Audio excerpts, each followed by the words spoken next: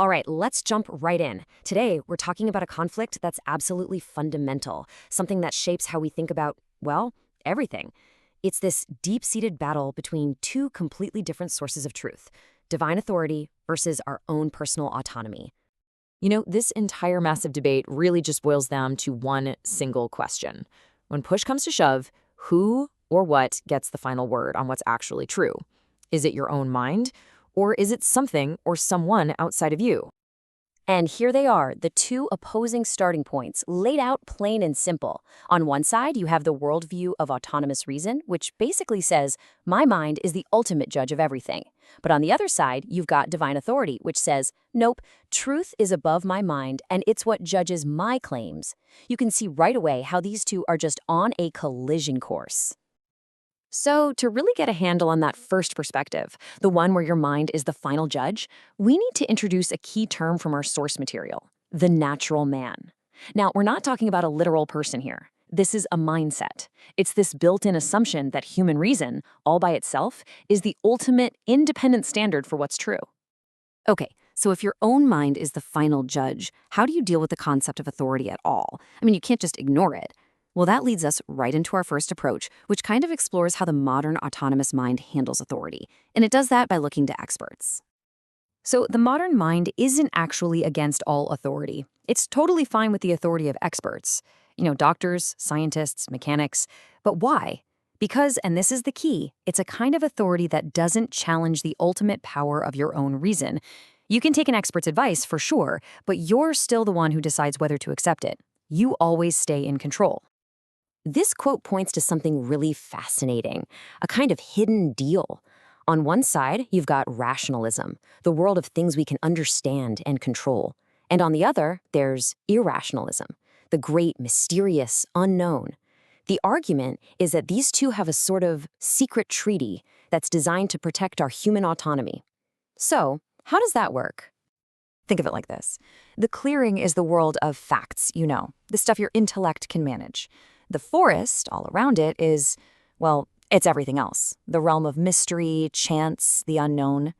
Now, irrationalism acts like a huntsman standing guard at the edge of that forest, and he's promising your rational mind, hey, don't worry, no absolute divine authority, no lion or tiger, is ever going to come out of that mystery to challenge your control of this clearing. All right, let's shift gears and look at our second approach.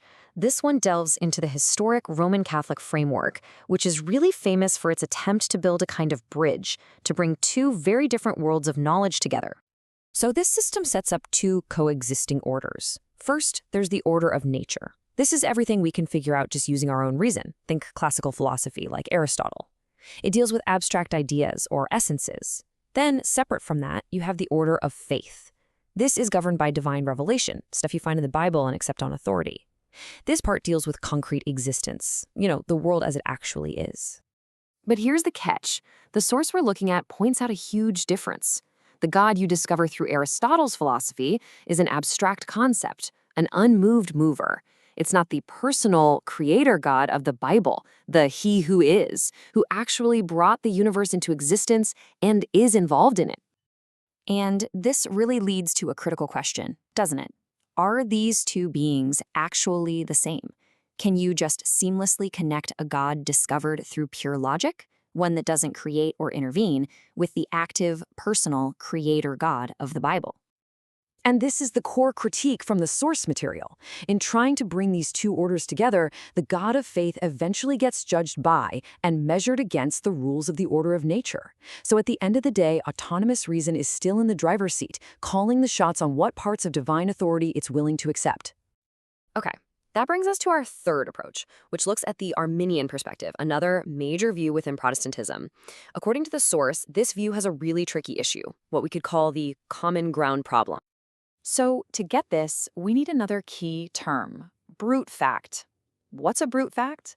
It's just the idea that some things just happen by pure chance.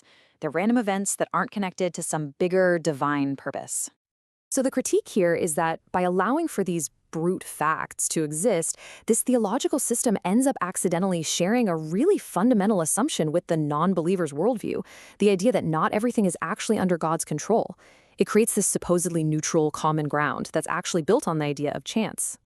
And this is a huge deal because it completely changes what you even mean by the word fact. For the autonomous mind, a fact is this neutral, raw piece of data that your reason gets to interpret. But for the Christian believer being described in the source, a fact is an event whose entire meaning comes from its specific place in God's all-encompassing plan. So that raises a massive problem for any kind of debate, right? If two people have a fundamentally different definition of what a fact even is, how on earth can they ever truly agree on the evidence? Is there any real common ground to stand on at all? And this leads us to our final and very contrasting approach from the source, one that's rooted in Reformed theology. It's presented as a totally different animal, not a middle ground, but a complete all-or-nothing system. The strategy here is just completely different. It's not about debating individual facts on some kind of supposed neutral territory.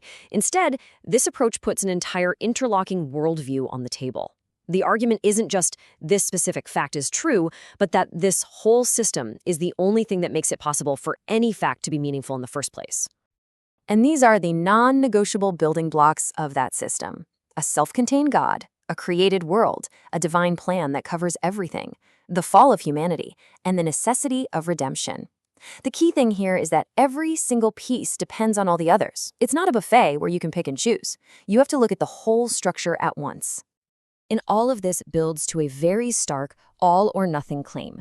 The argument is that unless you accept the Bible as the authoritative key to understanding all of reality, it becomes impossible, in the end, to find coherent meaning in anything. It's presented as a choice between a complete system of meaning and, well, no meaning at all. So, after walking through all these different approaches, what's the big takeaway? It really all comes back to one crucial idea. Your starting point matters. In fact, it determines everything that comes after. And this brings the whole question right back to us. Because we all have a set of core assumptions, these non-negotiable colored glasses that we see and interpret the world through. So the real question isn't if you're wearing them, but what are they? What is your system for making sense of reality? And ultimately, you have to ask yourself, what are my colored glasses?